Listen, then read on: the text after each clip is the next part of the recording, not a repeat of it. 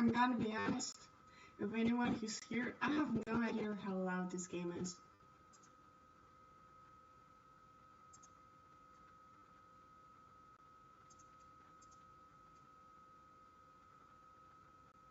Wait, hold up. If I don't want any titties popping out, I should click the mature filter on, right? Also, how do I sound? How do I sound? Because I messed up with my microphone.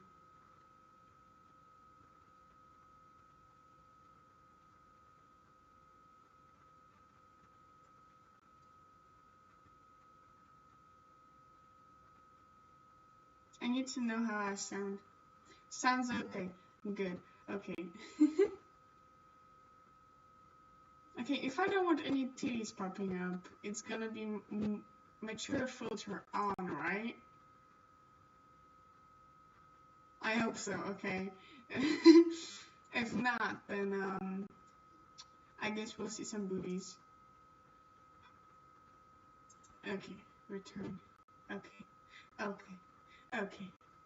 I said that we will not be playing Cupid, but we're gonna play Cupid.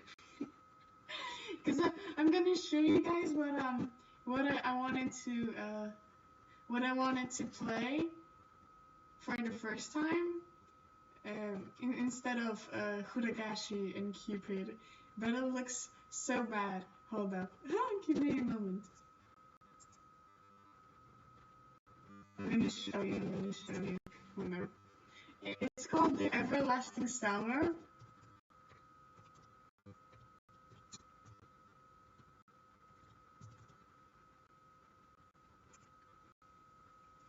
I'm gonna try and get some pictures of it, because it's such a whip off of like so many anime characters, and this game kind of sucks. Hold up. It's like literally wait, where is that? Hold up. Oh yeah, okay. Wait. I'm like getting the picture.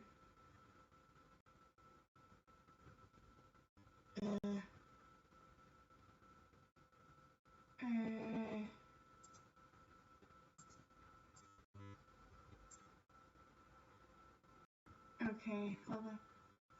Wait, I'm gonna show it to you. No, I want just a picture. I don't want the whole game. What the hell? That's not what I said for. That's not what I signed up for. Okay. I'll show you. Are you ready?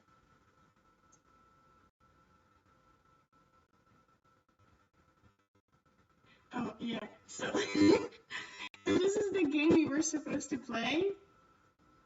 But I was like looking at it and stuff, and I'm like, oh my god, is that Hatsune Miku there? Is that Hatsune Miku right there? That's literally Hatsune Miku. And I was like, nah, maybe I'll not play it. It's a bit weird. But overall, the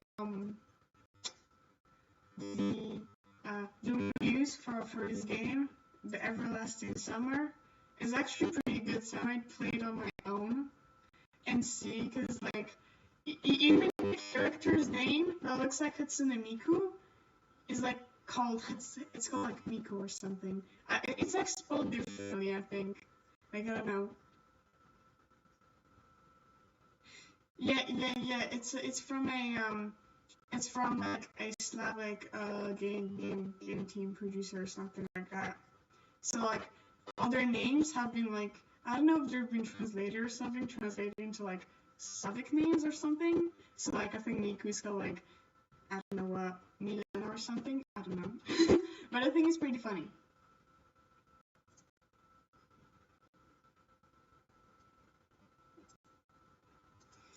I'm just gonna boot up my my game screen, and we're ready to go.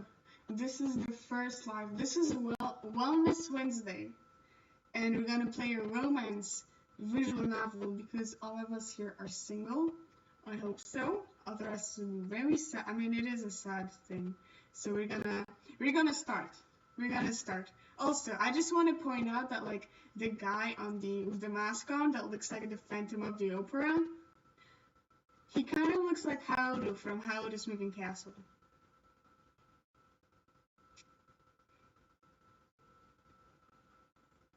And that's a fact. I'm just spilling tea here, that's all. Okay, we're starting the game. I love you. Hold up. Text speed. I'm gonna use the sound effects. Skip. Okay. Return. Okay, because I don't know if this game has any voiceover. So if there's voiceover, then I'm gonna just say exactly the same thing like they do. I love you. I love you. I love you. I love you. Okay, how many times is he gonna say that? He or she? I don't know. There's no need to explain. It's only natural. A mother. Okay. A mother loves her daughter more than anything in the world. My poor child. How much did they hurt you this time, How much did you suffer? Did they kick you and want you when you declined? I love you too, #1 Naomi fan. Did they blame you for being, quote-unquote, too friendly? Did they laugh at your face when you begged them to stop? Okay. Serves you right for being the dirty girl you are. Oh my god, is this kinky? Is this like 50 Shades of Grey? You deserve this pain. What? Is this allowed? Is this allowed? Okay, if after this there are any titties popping out, not my fault. Savor it. Rejoice in it. It is your something. I don't know how to read that. Your punishment for not listening to your mother. Okay, so I guess it's not kinky. But if someone has a mommy kink, then I guess that works both ways. I warned you, didn't I? There's no one else who understands you more than me. No one will protect you but me. No one will love you but me. After all, how could anybody love something so monstrous like you?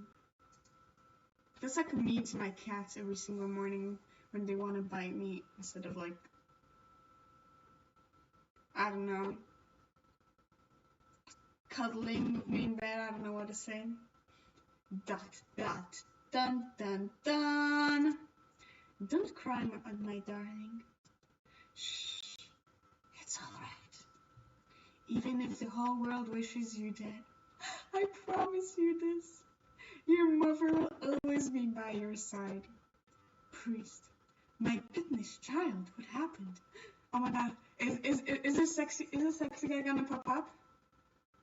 Okay, it's not a sexy guy. A girl cowered behind the door of the church, her clothes soaked by the rain. Her legs were covered in dirt and blood. She lifted her head upon hearing the priest's voice and stared at him with blank eyes. The priest rushed forward to help her up. My child, what happened to you? ... He ushered her to a pew. Easy now, lean on my arm. Why did I make him sound like a pedophile? Whatever. The girl did not speak at all, despite his questions of her welfare. Thankfully, she did not seem to be hurt anywhere else apart from the deep wound on her leg. But the fairy and glassy eyes were palpable. She flinched every time he touched her. The priest brought out some clean cloth and antiseptic. He wrapped her shivering shoulders in old robes. Did somebody hurt you? Were you attacked? You can tell me. We shall call the constable and have them face justice. Okay, who knows how many like characters are there in this visual novel? The girl didn't say anything. Yes, I love the awkward silence. I love the awkward silence between these characters. It's fine.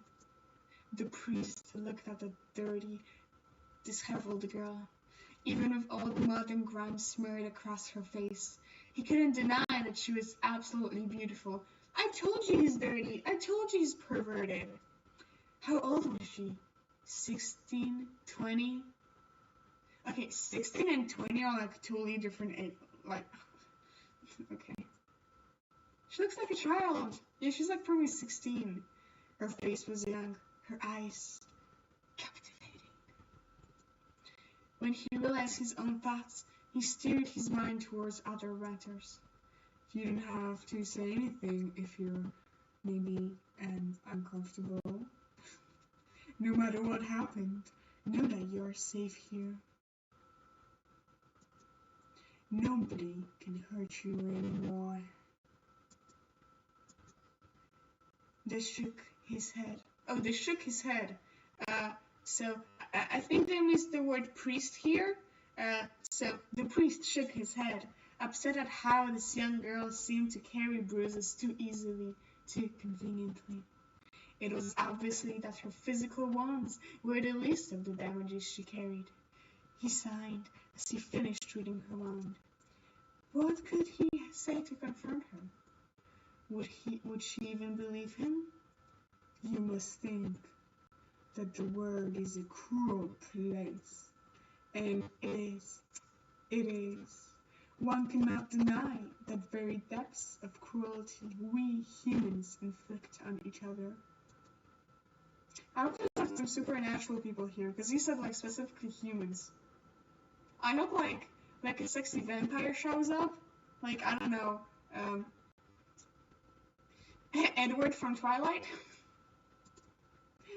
But please do not lose hope on the goodness of people. Can she not say something? Come on. She said something. Okay, I have summoned her. It is there, I promise you. And there are people who harm, and there are people who love. The girl fidgeted. She mumbled herself, seemed to chew her tongue before she sputtered out the words.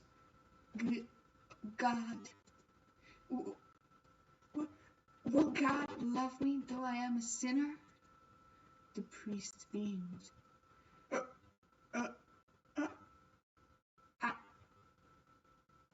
Of course, my child. He sat close to her, his heart beating with hope. Are you sure it's beating with hope? Because honestly, I don't think so. I don't think so that it's beating with hope. I think something else is beating with hope. No, it's not his heart for sure. It's not his heart, I can assure you.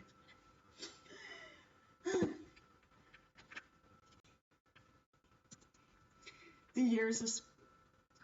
Oh no, I missed one. Whatever. For her. To save the wayward sheep caught in the brambles. To care for the dejected soul in need of guidance, protection, and love. Love. What are we but pieces of coal polished in the gems in His grace? God's love is unconditional, enduring, and pure. It is all you need. My darling, I'm so sorry. I nearly vomited while saying that. My darling. He drew closer. I am scared what's gonna happen next. I'm so scared what's gonna happen next. Oh my god. He drew closer. Okay. He drew closer. Even if you're hurt, God's love will heal you. God's love will provide. What will God provide? Your dick? Like, I don't know, man. God cannot protect me. Oh. What? What? They try to say. With this utterance, the frick! I keep on touching my freaking keyboard and it changes.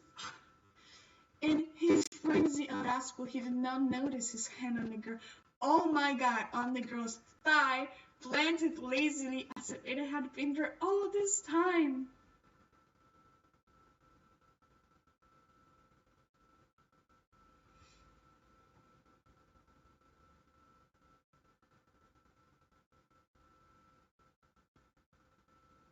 Hold up, someone has problems with connecting to the live stream.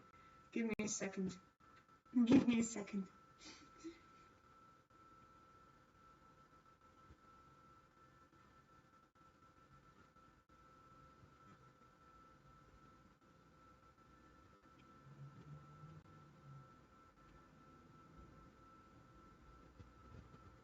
Here's the link to the live.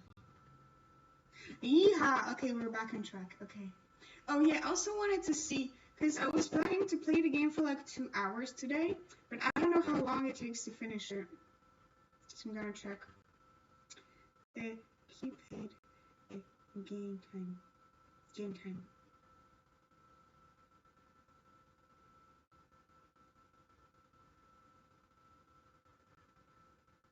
So it's like 7 hours. I think we'll have like 3 live streams of this. Yeah.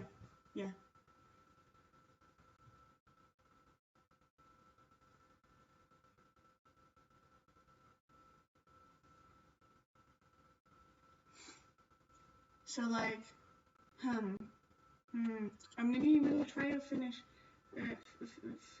on like a cliffhanger. I don't know. Okay, let's get back on it. So his hand is on her thigh. Interesting. He snatched it away in shock. Good. When did he exactly? The priest stood up. Then the sudden blood rush made him feel sick. I must be unwell. Forgive me. I'm sorry. Was she apologizing to him or to someone else? Her hair hid her face innocently, but the shadows on the surface made his insides coil as he stared at her. This feeling, it was fear. I'm sorry. She repeated this phrase over and over. Man, that's like Sadako from Huragashi. We're actually playing something similar. Just like she was standing in front of Satoshi's door and just like muttering, I'm sorry. After a while, the priest gathered himself. He wiped sweat off his brow. You're not to be blamed for this. I will, the priest cleared his throat. I will have one of the sisters assist you. In the meantime, please rest. With this, the man left. Thank God. The girl remained seated on the pew, her head bent forward. As the priest's footsteps faded away, the entire church fell into silence. She opened her mouth. No, I know. If I may say my piece, surely. Yes, mother. But he's so very kind. Oh my God, are we the mother? Are we the mother? Okay. What should I choose? Should I choose having to learn your lesson, idiot? Or I fear for your safety? Will this action have consequences? Will it or will it not?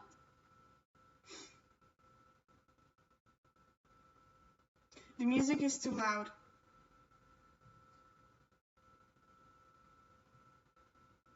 Oh, okay,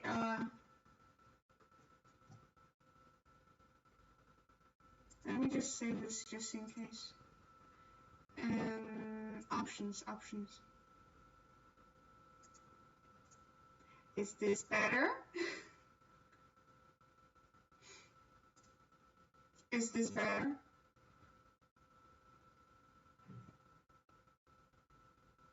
Is this music better?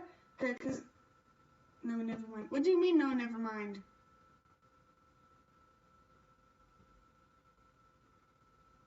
Okay, is this music better or... Okay, it's better, so I should leave it like that, yeah?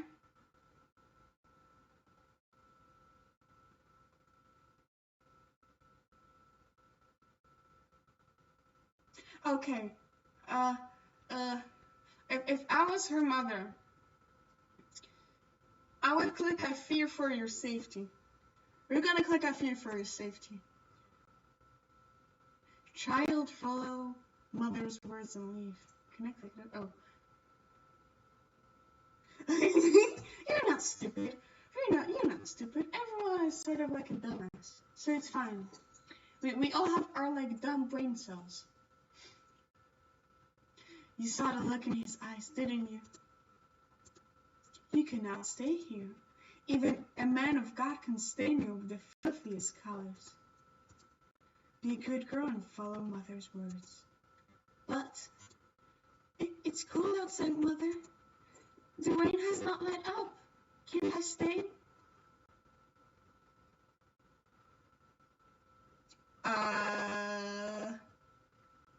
So, I mean, I don't know.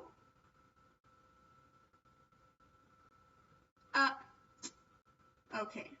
Let's think. Let's have a sip of some spicy water. Hold up.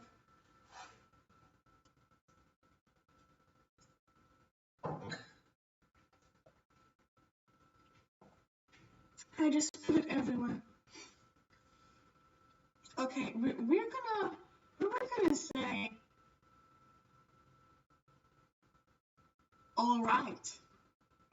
I suppose you can, but you must be wary of everyone in this church. Do you understand? You're so weak, my darling. You've given my heart too much pain. I'm sorry, mother. I will try my best to stay out of trouble. How am I going to mind you like this? You attract so much misfortune everywhere you go.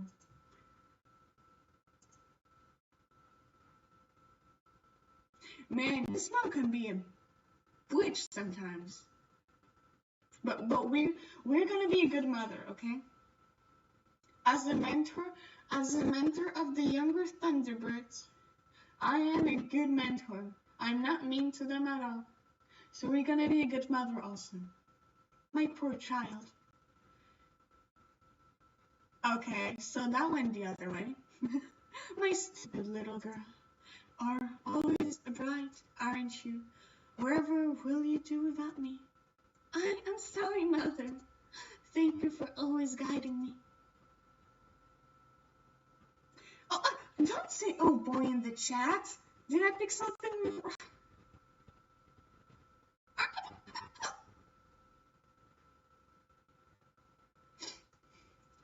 It's all my fault. The girl sat in silence. Mother was right. After all, she was always right. Everything was her fault. Her fists shook with a mixture of fear and conviction. She had to be penance.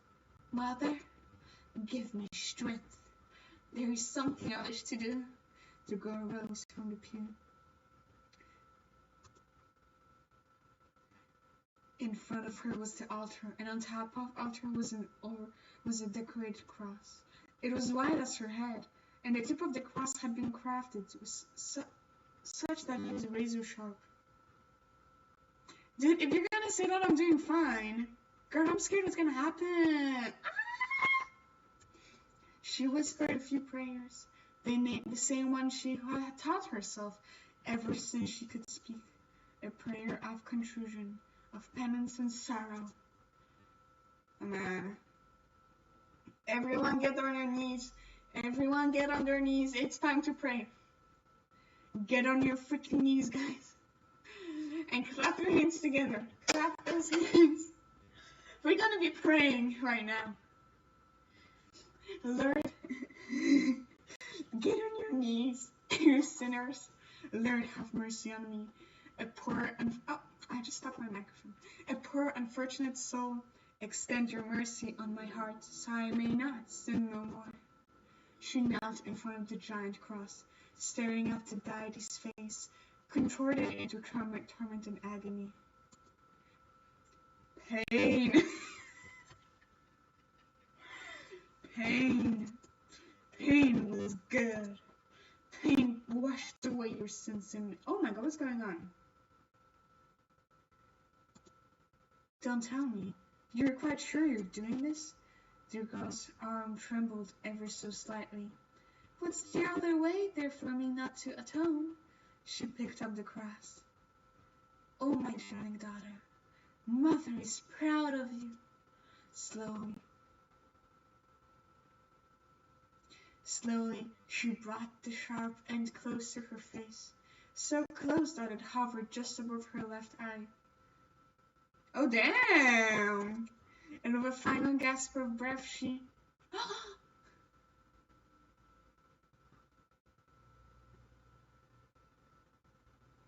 Okay, now, I think the screen is black because normally with the mature filter off, and there will be like some gore, some like drawings and stuff. So just like, think blood. Chapter 1: The Star and the Rose. Oh damn! A scuffy young girl. A scuffy young girl. Me. Hi, it's Naomi Blitz, your #1 scaffy streamer.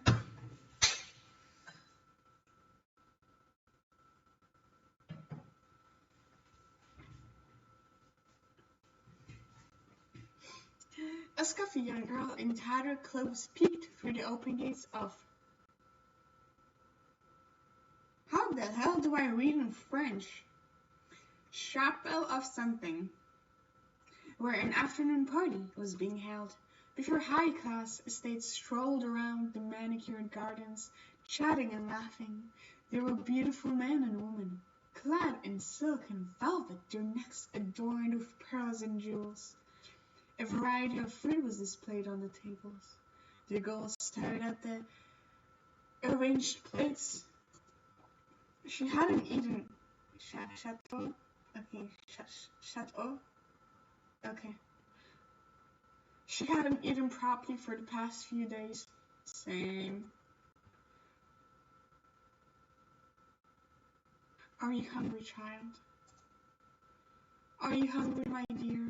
Don't tell me her name is Rose, because that's kind of lame. Yes, Mother. Don't worry. Mother will provide. I don't know why, but like I see the mother as like a drag queen. Like RuPaul. Exactly, RuPaul. Mother will provide. You do not need those high-class foods anyway. They will upset your stomach. Now, we've stayed long enough. Let us leave. Surely we can look around for a bit. It's still a little early. There was something else that called on her, other than the party itself.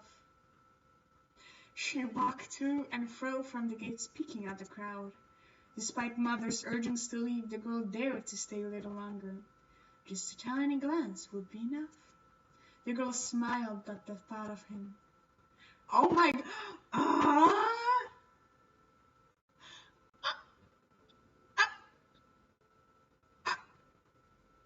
He's so hot, I pressed my spacebar. Oh my god. Oh my god.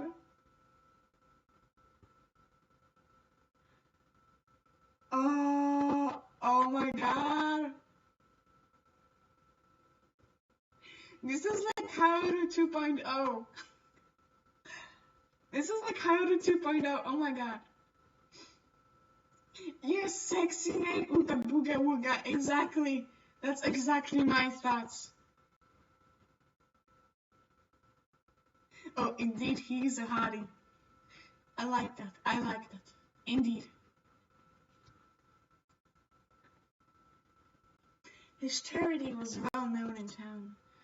Wait, what's his name? Because I think I missed it. What was his name? Moonfestel. What was his name?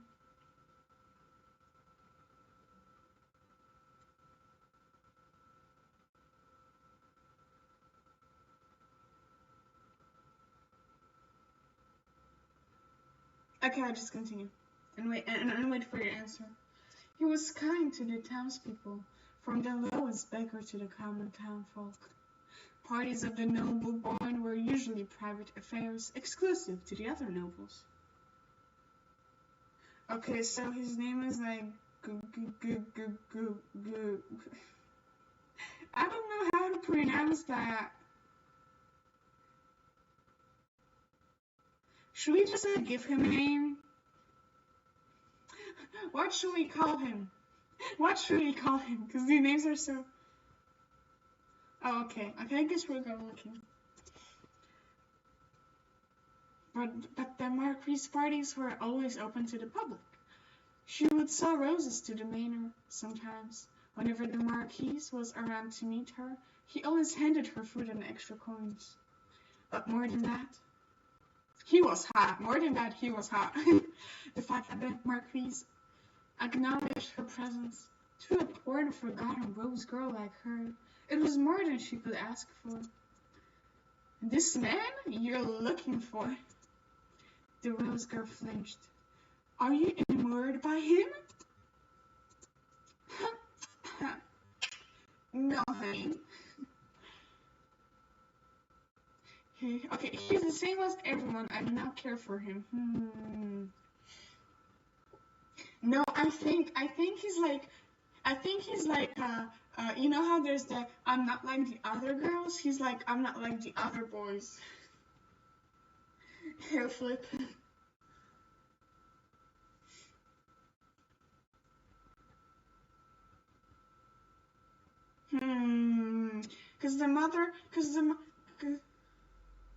Yeah, the mom, RuPaul does not like that sexy man.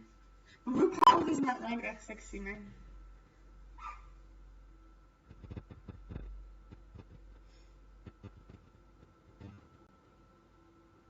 Okay, I'm gonna click I do not care for him. I do not care for him. I wish you would stop ogling some man like a common... Oh my god. Can I say that? Can I say that on stream? I guess you can read it yourself. I just want to meet him, mother. What for? What good does his presence do you? I mean, everyone right now is horny here, so I guess so. He makes me feel that there are so good people in the world, mother. Oh my god.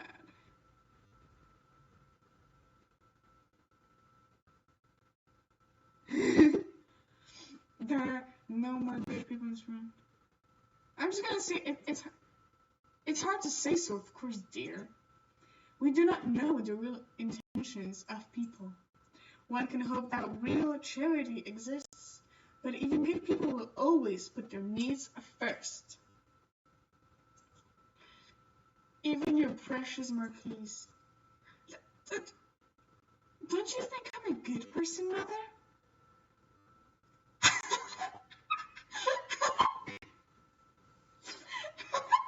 Okay.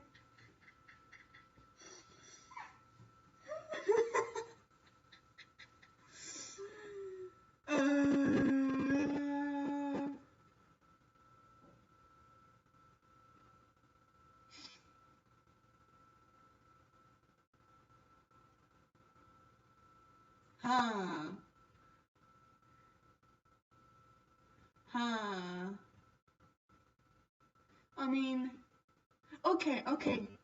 Let's think about it. So, our Rose girl, she I think she's a good person. Come on, she's paying for her sins in a brutal way. But yeah, I mean, of course I do. Of course, child, you're special. That's why you're homeless. Haven't I raised you as such? I have tried my best, my dearest. Yes, mother, you keep me right. I love you. The girl stared at her shoes and looked around for a bit, hoping for a glance before she left. Whenever she was hungry, it seemed her feet always took her here to him. A habit, maybe? Nevertheless, there was no harm in looking. She would never enter the Marquis's world. The rose girl searched the crowd. Then there he was, entertaining his guests in the midst of the party. He turned his eyes in her direction and offered a nod. Her heart skipped a beat. I mean, if there's a picture of him doing that, my heart will also skip a beat. I don't know about you guys. A light, warm feeling filled her, akin to drinking a cup of hot soup. As she went on to entertain his guests, the rose girl smiled to herself quietly, content to take her leave. Rich lady won! Rich lady won!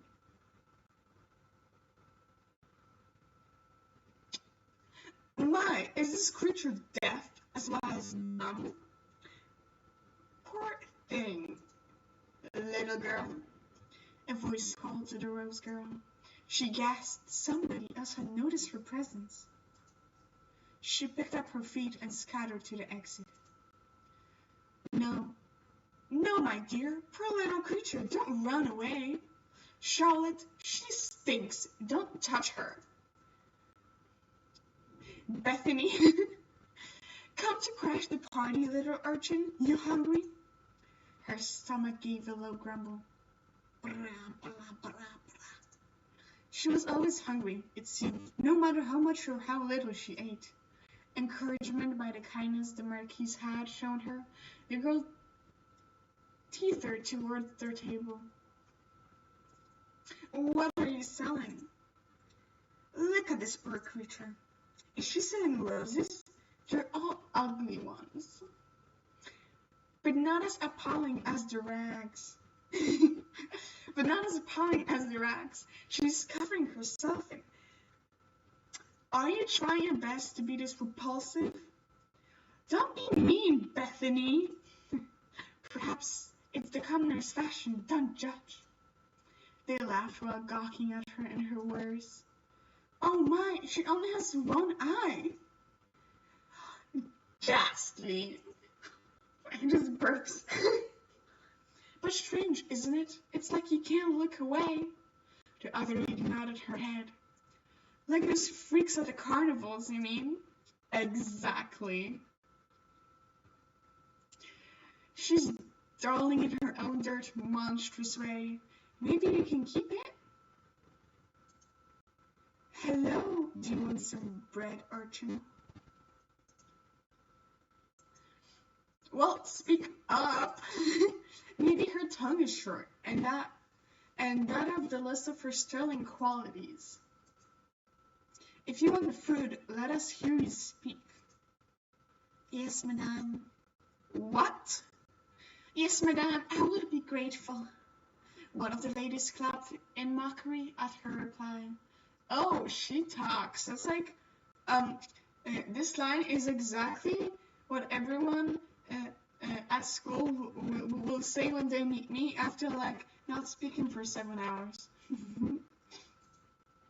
The ladies handed her the bread, but it was snatched away before her fingers grazed it. Aha! Not before you dance for us first. Oh, make her do a handstand. I've seen a street performer do that once. Quite marvelous. No, I'd like to see that. This party is getting quite boring indeed. Well, come on, little freak, dance for your food. The girl looked at the beautiful, cruel faces of the women. That look on them, it was familiar. The burning desire to hurt something simply because they could. Before they touched her and hurt her, they had that look burning in their eyes. Oh, look at what you did, Bethany. No, Auntie, it was Bethany. Look at what you did, Karen. She's shivering like a leaf. Poor thing. The lady laughed as she spoke. I didn't do anything. She should be grateful. We're even offering her this much. The girl moved away as they laughed. Mother, please save me. Mother. Didn't I tell you people are cruel? Haven't I taught you this time and again? People are cruel. Now you see it firsthand. Peter! A child's voice called out from behind her. It belonged to a girl around 7, with chubby cheeks and a curious look in her eyes. She wore an old blue dress, somewhat patched at the corners, but kept clean and tidy. She was not rich, but she had an air as if she owned the ground she stood on. Another commoner. This party is absolutely teeming with them. The Marquise loves those things. Maybe I should get myself one too. Don't you think it's fashionable aboard in this birth country? I mean, Persia? No, I mean, I heard he was from Party City. Isn't he a bastard son of a Greek queen? Goodness, that was a rumor. Bethany, what? I could barely pronounce his Christian name though. Me too. He really ought to change it to something more acceptable. Who knows what kind of demons he might attract with such a name. Aha! It must be why all these nasty, horrid little creatures flock around him. Demon or not, I would forgive him if he kissed my hand. Same. The ladies laughed. You cheeky tramp, aren't you shameless? Don't lie, we all know why you're here.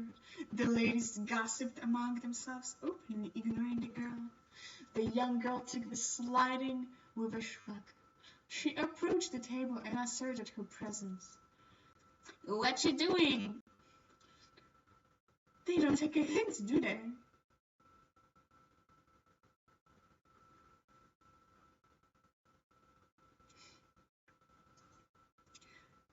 Throw something shiny, it might distract them.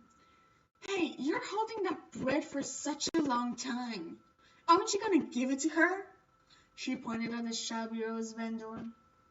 Why do you care? Do you want the bread for yourself? I know, maybe you should toss the bread and see if they'll fight for it. The ladies laughed again. The girl's brows furrowed in understanding. Oh man, the screen shook.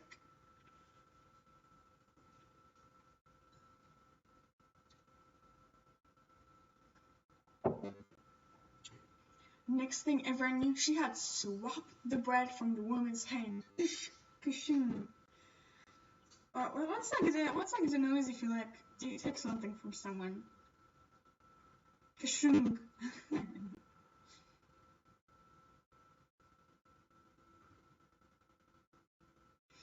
Okay, hold up. I'm gonna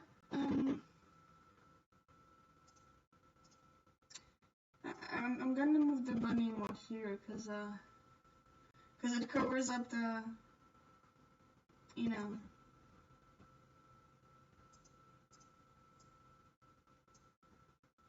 And it covered up everything else.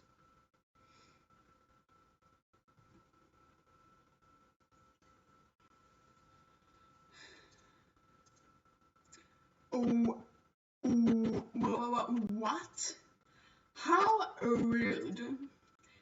Horrible, filthy girl, give that back.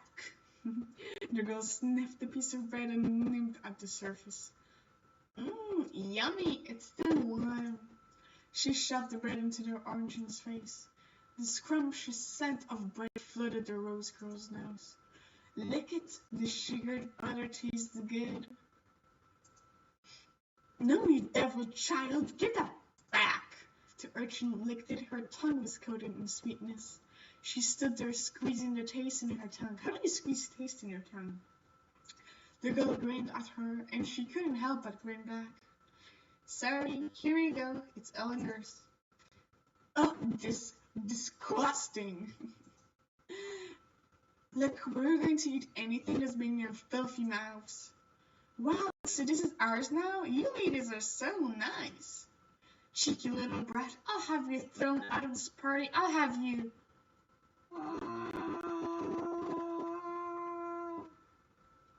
Oh my god. Daddy appeared.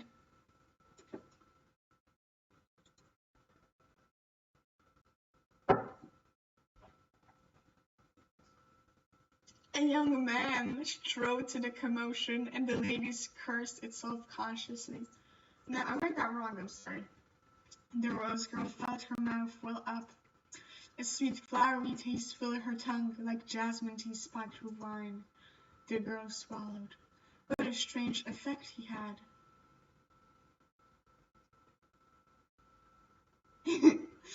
They don't like, is that like the taste of like his white stuff? We will see later. What a strange effect he had.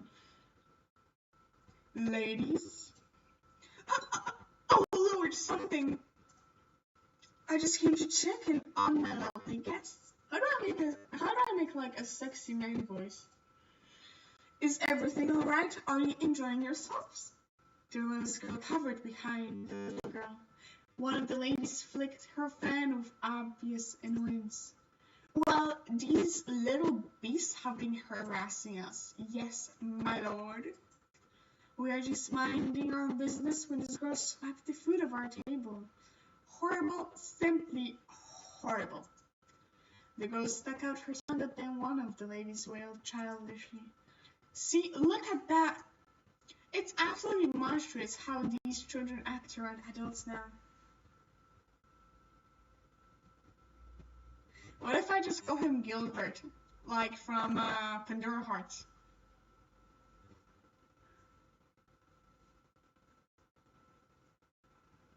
How about Gilbert?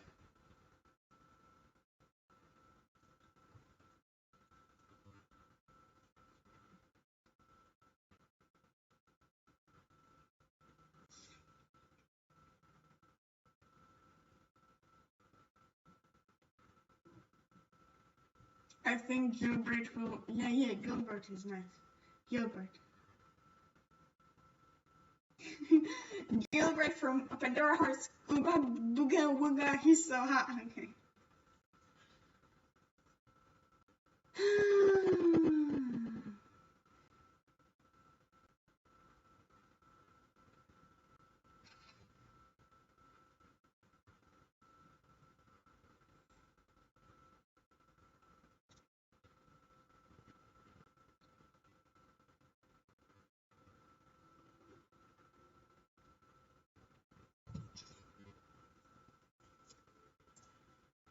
There's no respect, monsieur.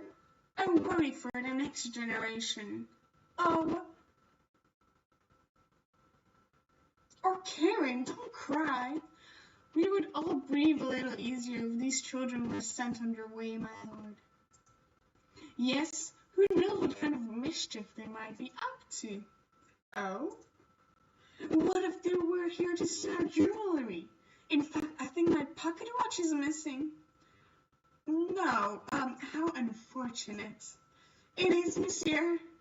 It's unfortunate how you allow your important guests to be treated this way. Please deal with these vermin. Throw them out now.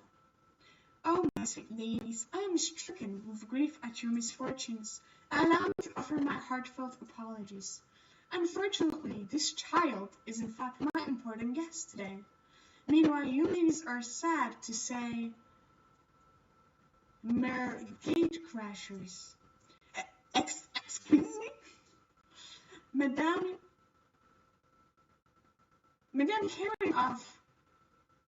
Karen of Walmart. I don't remember sending you an invite.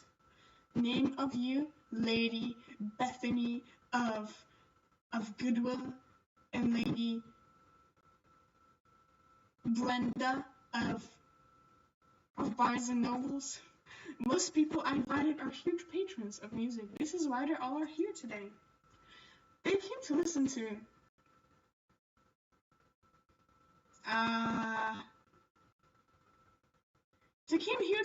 Hatsune Miku.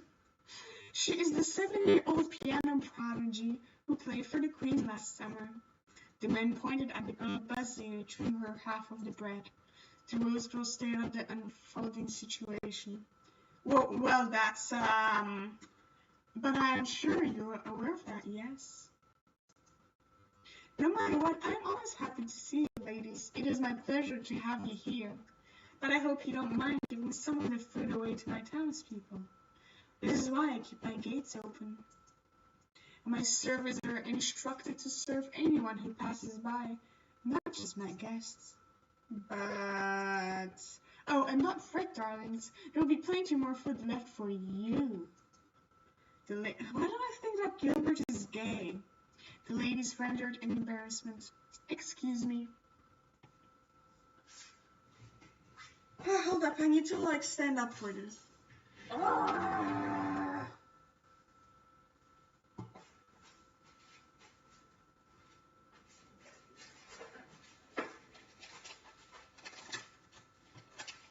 Give me a second. Give me a second, I need to stretch my limbs. It's not like I'm eating here anything at all.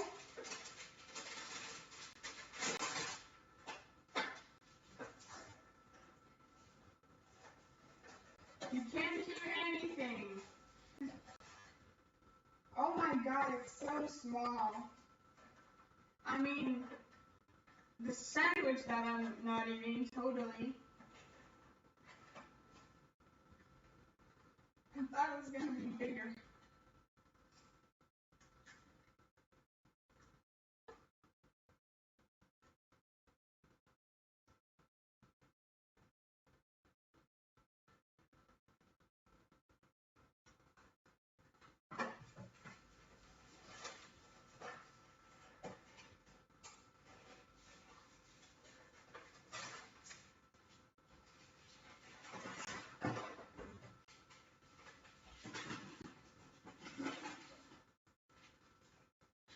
Yes, they're French.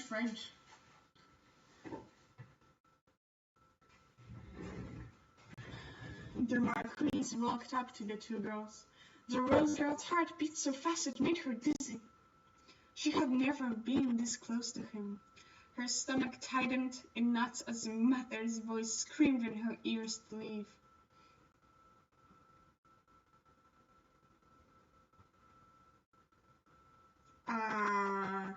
Did this name appear before?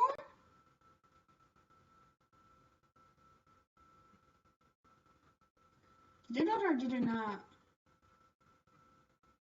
Miss Kathleen, your father has been looking for you. It's almost time for your performance. The girl looked up at the Marquise and did a little curtsy. Oh. My apologies, sir. Sir, I didn't mean to cause a clatter. Gilbert chuckled.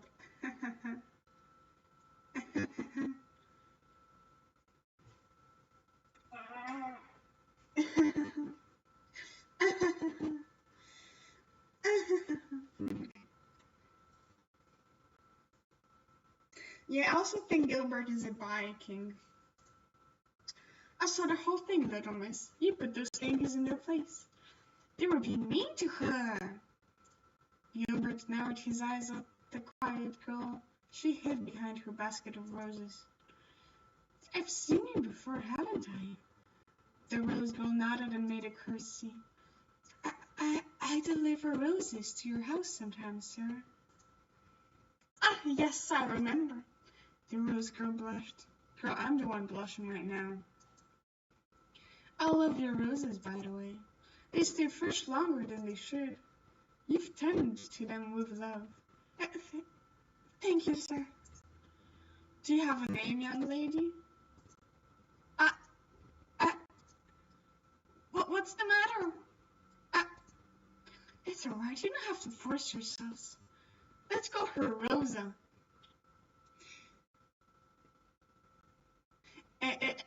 Like Rosa Diaz from Brooklyn Nine-Nine. Huh? Rosa, it fits her. I think she forgot her name where she lost it. Sir Marquise nodded. Indeed, names are quite flimsy things. Are you alright with that, Rosa? Yes. Come on, Rosa. You don't watch me play, right? Her eyes darted from the girl to the Marquise. Oh, Lord, Gilly doesn't mind. Gilly? He's really nice to me and my family, and he helps the people around town too. He won't throw you out. The Marquise held his right hand in the air as if swearing it off. I won't. See, come on, you can buy it now. You're my special guest.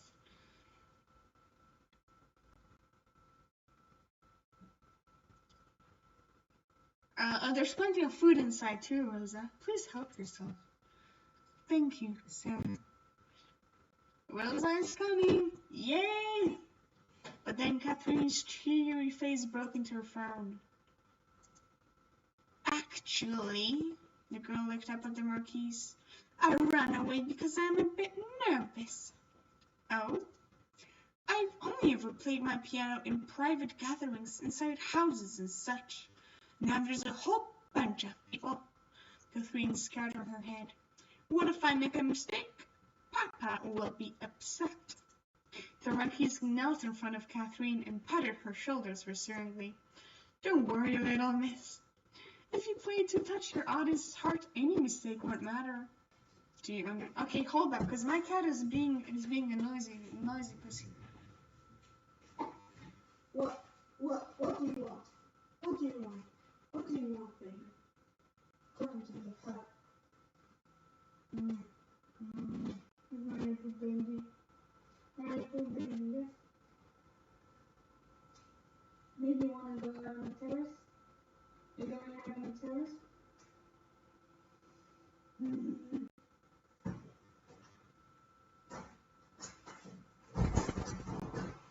Get out, get out.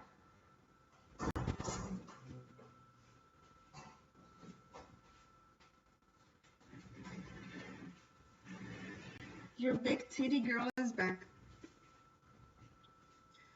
Do you understand? If you play to touch your audience's heart, how did that happen? Do you understand? No, not really. The man chuckled. How about this? Imagine everyone in the audience is asleep, except for one. That one special person is listening to you. So perform as if you want to make this person smile.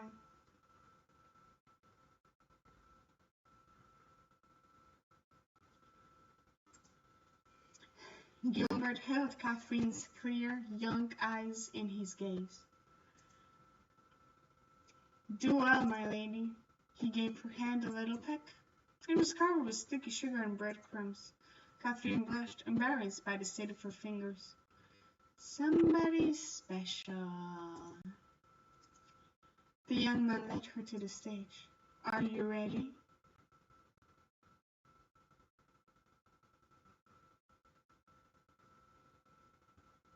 Well then, stand up, girl. Stand up. Stand up. Are you ready? Yes! Oh, there's so much reading. Oh my god. Catherine trudged up the wooden podium and walked towards the middle of the stage. Where's the stage, though? Where's the stage? The crowd's chatter died down. She cursed in front of her audience and waved at her father. Ooh, fancy, fancy! She sat down in front of the piano, admiring the cream and ebony keys underneath her fingers. Her own piano was broken and beaten. Favre had sold his house for it. The A3 keys never played, and the strings would creak when it was cold. But it had never failed her. She knew the keys like they were her own fingers. She whispered to the new piano softly as the coaxing and beautiful untamed animal. Let's be friends, okay? She saw Rosa at the far end of the podium watching her. The Marquis... my throat hurts. Hold up.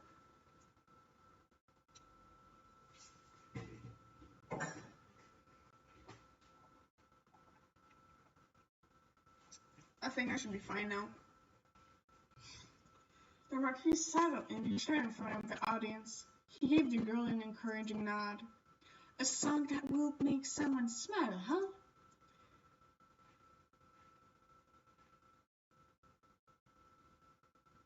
And that, my ladies and gentlemen, would be like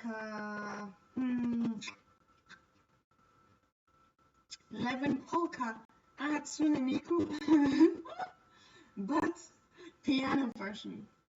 Her face reddened and she broke into a shy grin. There was a renewed vigor in her blood. She could hear the keys calling out to her. Somebody special. She placed her fingers on the keys. She began to play.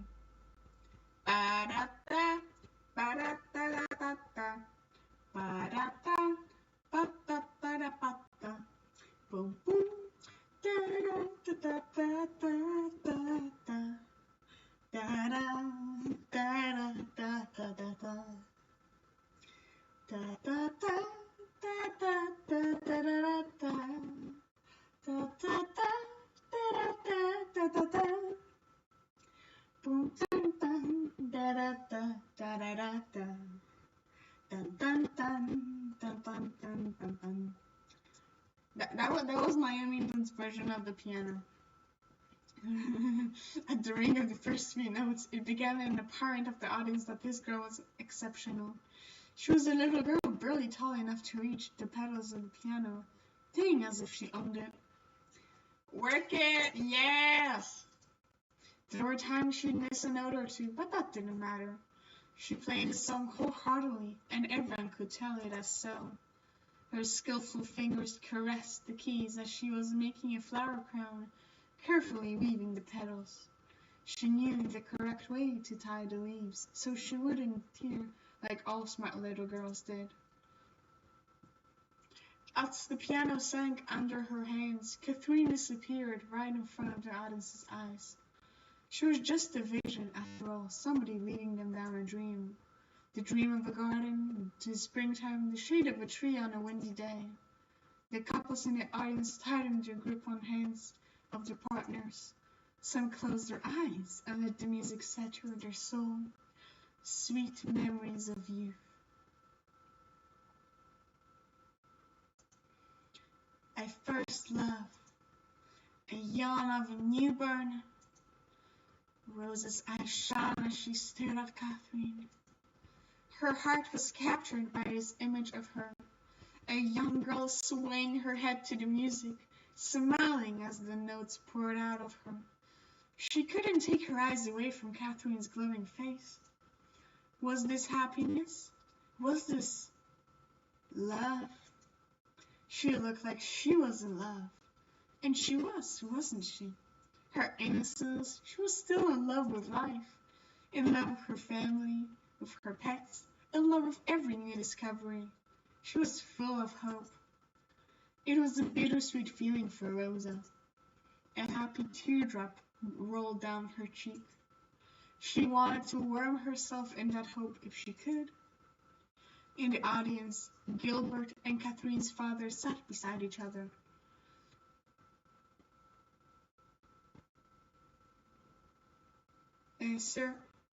Sir Porridge, your daughter is amazing. She is, isn't she? I mean, pardon my arrogance, my, haughty. I'm very proud of father, you see. No pardon necessary, sir. Was she found the sponsor yet? The Duke of Versace once spoke to her about it, but we have not made any arrangements. Then I must send her away as soon as possible. Sir? I'd like to be Catherine's primary sponsor. I'd like to be Catherine's primary sponsor if it is all right with you. Why, sir? And to father send me Mercedes? That piano she's playing right now, it's hers. I bought it for her. Frank's eyes widened in astonishment. That is Frank. Francis? Is it Francis or Frank? Frank gulped. That is beyond generous, sir. Gilbert smiled. I was aware it's quite bold of me to ask you outright, but I felt compelled to grab the opportunity. After all, the Duke might offer you an extravagant piano plated in gold. In that case, I have no choice but to humbly concede. What?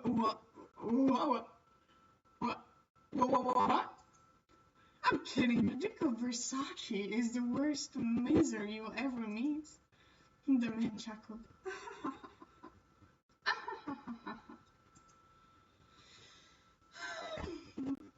we're gonna take a break in a second because I need to make myself some tea. Of course, I shall be praying for her musical touring as required, along with an amp stamp and a combo. Francois? What was Francois? Oh, Francois. Okay.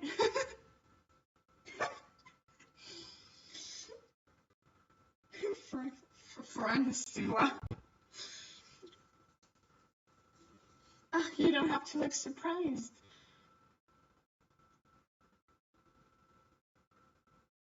Monsieur Pierre or something, I forgot how I called you.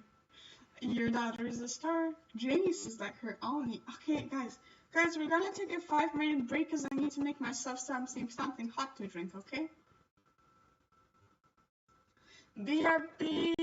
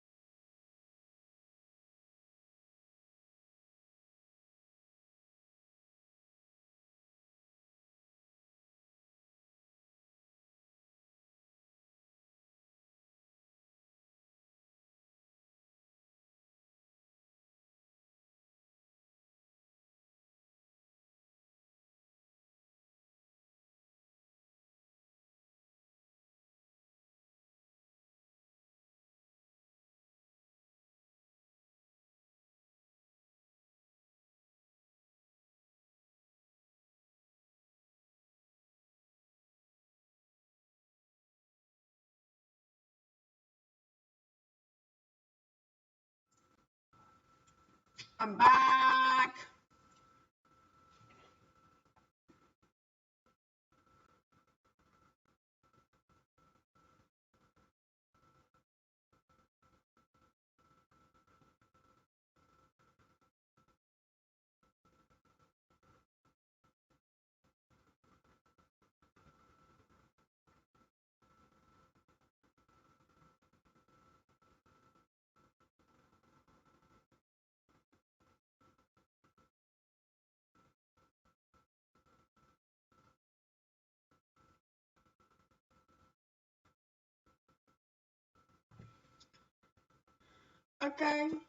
Okay, we're back. We're back, guys.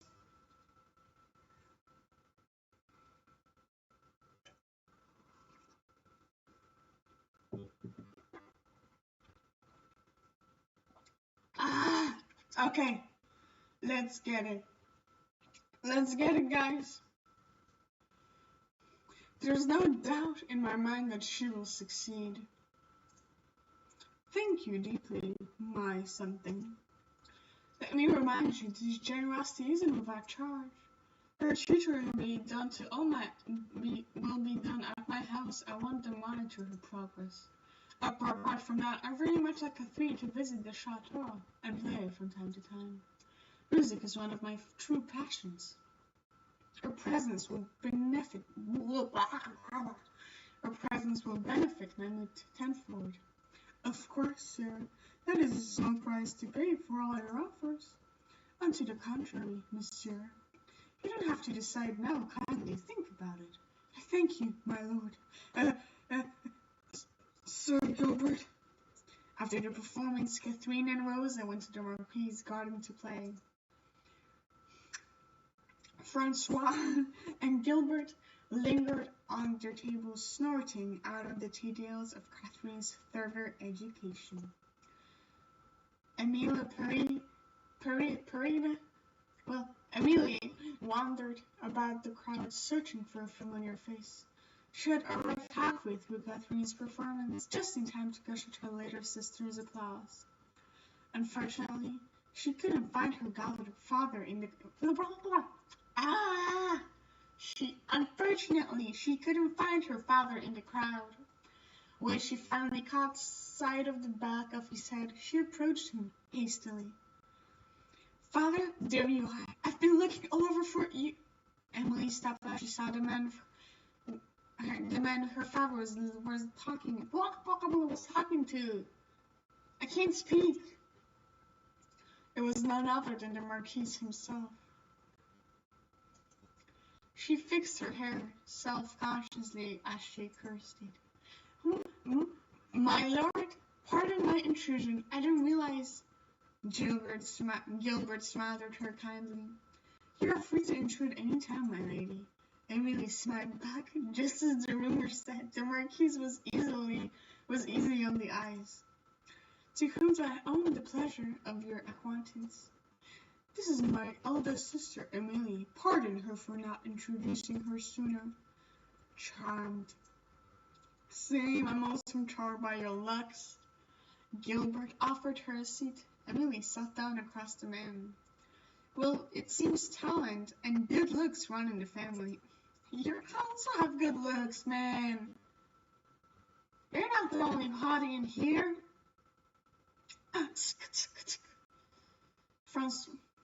Francois scratched his head. Yes, my daughters are my pride and joy.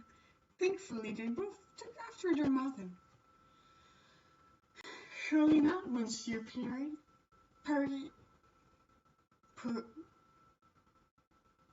Monsieur Pickle. I see earnest strength in her eyes. Not much she has taken after you. Emily snorted at such cliche words. Her father was clearly basking in the compliments. I'm sorry. If this really was the famous Gilbert the rumors talked about, then he wasn't exactly much of a charmer, was he? He was not something, nor was he a poet. She didn't know what all the fuss was about. Well, girl, open up your eyes. The fuss is right in front of you.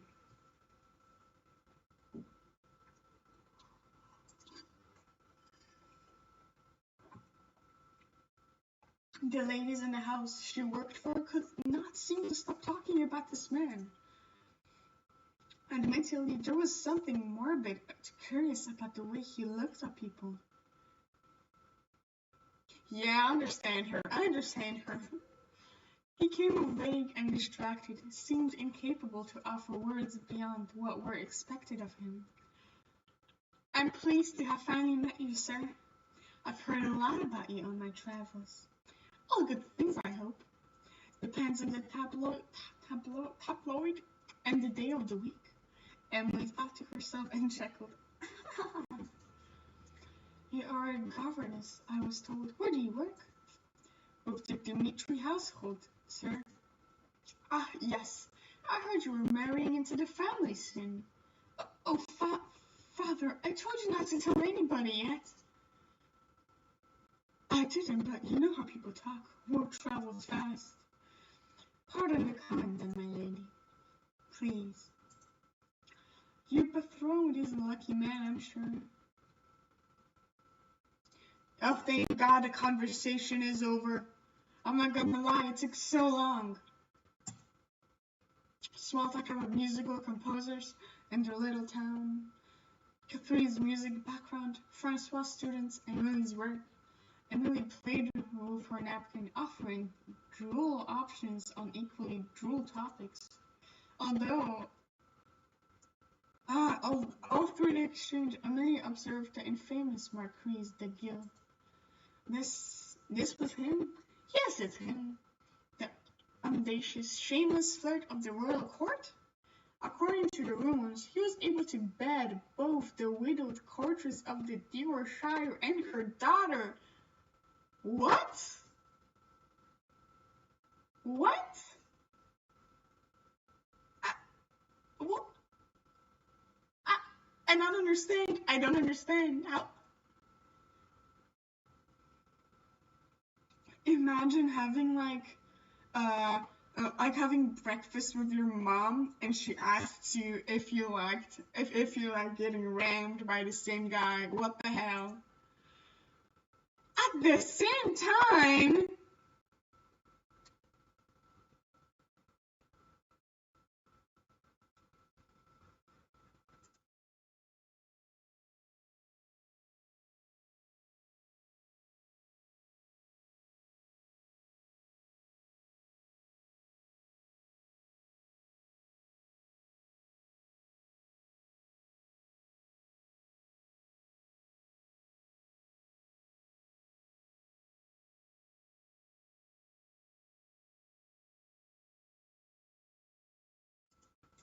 I am so sorry. I had to take a breather. Guys.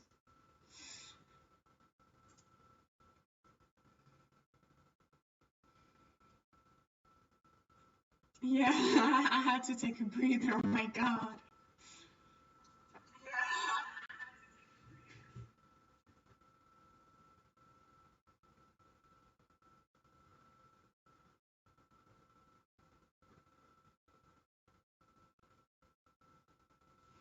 Okay. Woo, damn! And even thought that the relationship with the Prince of Garnet, he didn't limit himself to royalty, or so the tablet said. His latest fling was with an English poet, who they say almost killed him when he was caught with another man. Oh, yo, Gilbert is a bisexual icon, just like we said. Just like we said, Gilbert is our bisexual icon.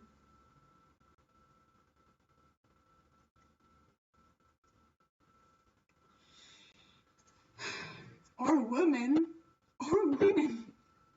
A bisexual king. At this point, who knew what was real and what was a planet lie made up by the newspapers? He was looked forward to meeting him, and here he was finally, talking about sampling the new baker's creme brulee. Emily sighed. She couldn't say she was disappointed exactly. The rumors couldn't all be true. But the Marquis was a desperately normal man. Maybe even boring, Emily ventured. She watched as his gaze flickered across her hair. Exactly, who wouldn't fall for him? How infuriating. Any moment now, she thinks, any moment now, he will say something coy, something outrageous, something shameful. Long have Emily fantasized about this. The infamous Marquise Bilbert attempting to woo her, Emily Pickle. And she, a reasonable woman, would scold him and put him in his place. This shameless flirt whom everyone adored. That will be a small victory for a sensible woman everywhere. But regrettably, the Marquise was nothing but polite. He did not ogle. He did not touch unnecessarily. No audacious gestures or suggestive winks of the eye.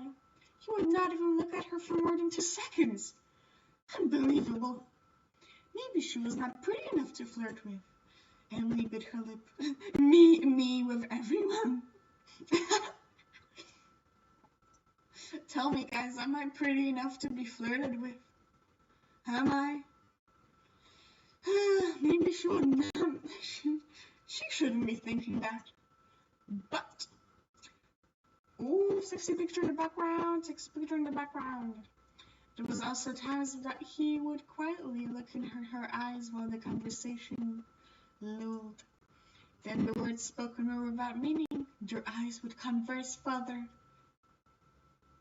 To Emily, he'd stared to look lonely underneath the facade of caprice. He seemed tired of all the gull blah blah blah, the rumors and the numerous flings. We all are a little low. This is getting too real, guys. This is getting too real. Perhaps even he invited the family over to his chateau and then commented on how empty the building felt sometimes. Music was his guilty pleasure. Just like RuPaul's Drag Races for some of us. I got him through the cold nights, he said with a sad grin, how he wouldn't mind a warm soul to touch. And before she could stop herself, Emily had begun to imagine his lips on her neck. Girl, you're not the only one. One of those cold nights.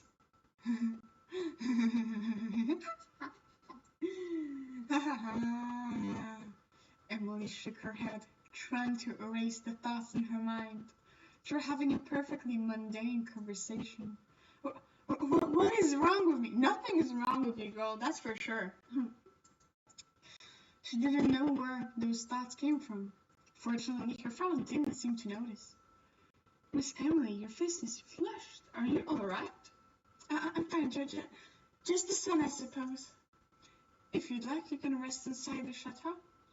I'd have someone attend to you. No, that's not necessary. Papa! Papa! Catherine came rounding up to the huddle.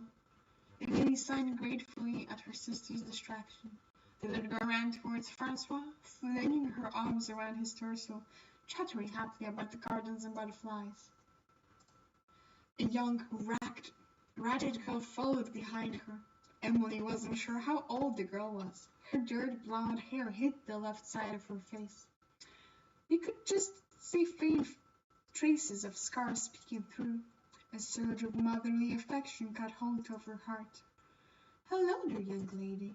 The girl looked down at her toes, but she gave her a shy smile. I've seen you made a crowd of flowers. You look very pretty. Thank you, miss. Catherine gave it to me. Sister, this is Rosa. She's really nice. She knows the name of all the flowers in Lord Gilly's garden. Catherine, there we go again with your silly names. Sister, help me convince Papa to let Rosa stay with us. Catherine? Papa, please let her stay with us. She doesn't have anywhere to go. Catherine, this is not very nice. Rosa is a girl. Yeah, exactly. She's not a kitten you can just pluck from the streets and take home like you always do. Goodness knows we all have all the stray cats of France living in our house. That's the life I want to live. Like, so many, so many, so many, I'm so sorry, someone's calling me.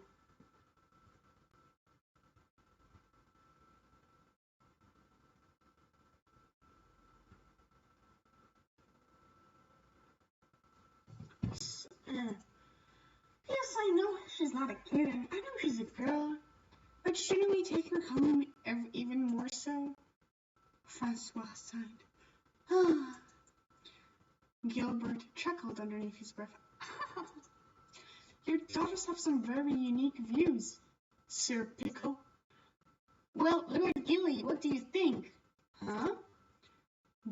Gilbert's face lost his casual bystander look. You're not Greece. I'm sure your father would follow your orders, right? Shouldn't we take Rosa home? Ah, Gilbert's brows furrowed at being put on the spot so suddenly. He stole a glance at Francois, who gave him an imploring look. It was clearly not the first time this conversation had happened. Gilbert cleared his throat. Well, I'm sure it's up to your father since he owns the house. Your father works hard to clothe and feed you and your sister. And now he would have to do that for Rosa too? That would be a burden for your father, right? I earn money. The queen gave me lots last time. Father said you gave me lots today too. What a little brat.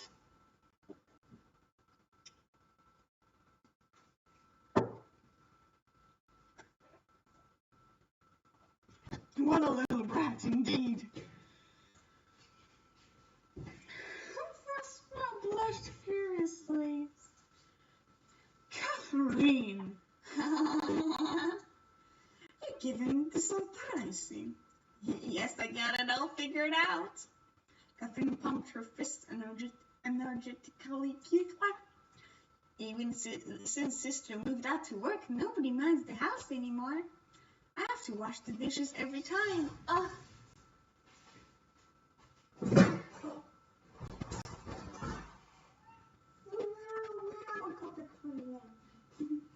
That was my cat.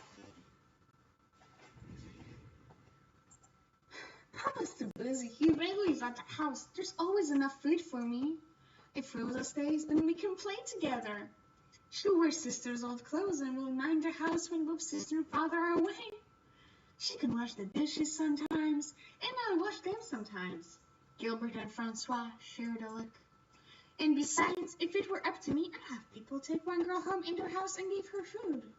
Girls don't even eat that much. One time, I ate one whole plate of potatoes and my stomach hurt. Really? Oh, damn. Okay. If Rosa was there, I wouldn't have eaten so much. Maybe. Gilbert snickered. Francois rubbed his neck in embarrassment. Catherine, please. Father, won't you allow it? Emily patted her father's shoulder, whispering quietly to his ear. I think Catherine needs a friend. She's always alone ever since I left. Taking Rosa in wouldn't be much trouble for us financially, yes? My new work pays well. I'm sure we can manage. Well, about that, perhaps if Rosa works in my household, it wouldn't be much of a burden to your family, Sir Pickle. Wow, Lord Gilly is awesome. That would be a wonderful gesture, sir. Not at all. It's obvious that Catherine has taken to the girl, and I'm always looking for good and honest workers. Rosa, you don't mind taking care of me from now on, do you? I know for sure that I wouldn't mind. Although, if she were to stay with us, her situation still worries me, sir. What about her family or her friends? The girl was quiet the whole time. She was looking for her at her toes, worried Catherine. Rosa, do you have any family, relatives, or friends you stay with? No, sir.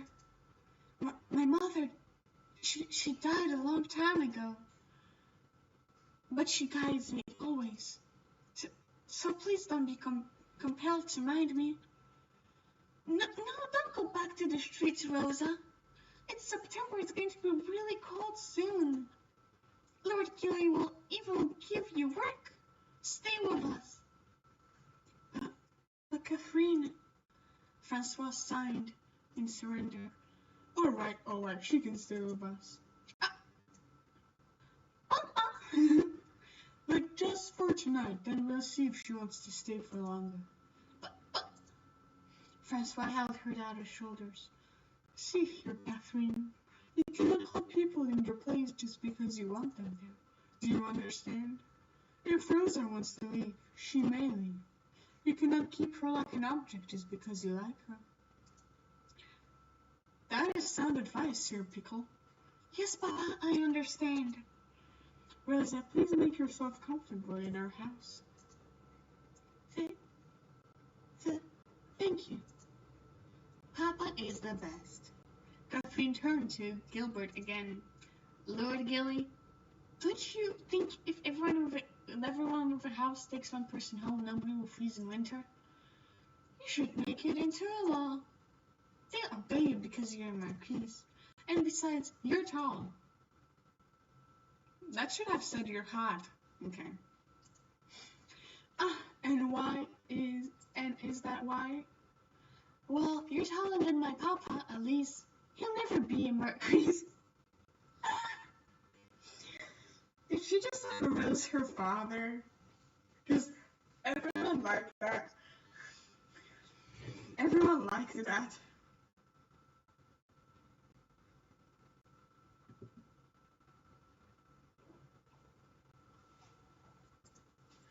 Francois pulled on his daughter's ear with embarrassment.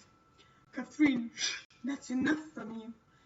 Gilbert shook his head good-naturedly, his eyes trailing over the parade family. Emily watched him curiously. That same sadness once again surfaced for the briefest moment. You have a lovely family, sir. I'm quite jealous. You make me want to settle down myself someday. Yes, do it.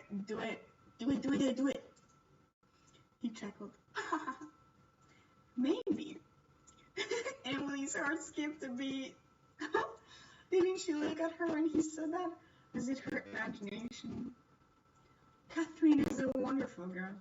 Oh. I'm also a wonderful girl. Gilbert, please marry me. It is one of the reasons I am very invested in her. Oh, that's so cute. That's the cutest thing I've ever seen.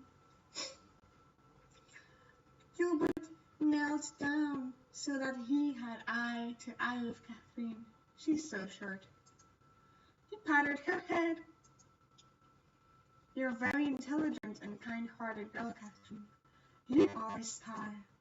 Someday, I know you will change the world. At least I'd like to see you try. Mother.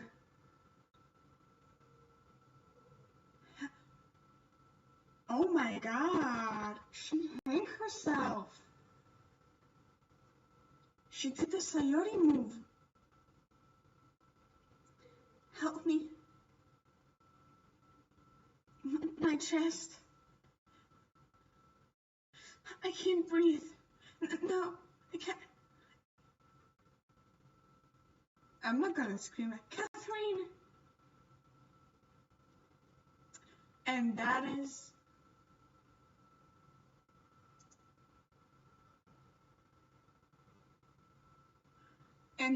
ladies and gentlemen, that is the end. That is the end of today's live stream. It's funny, isn't it? that is the end of the live stream.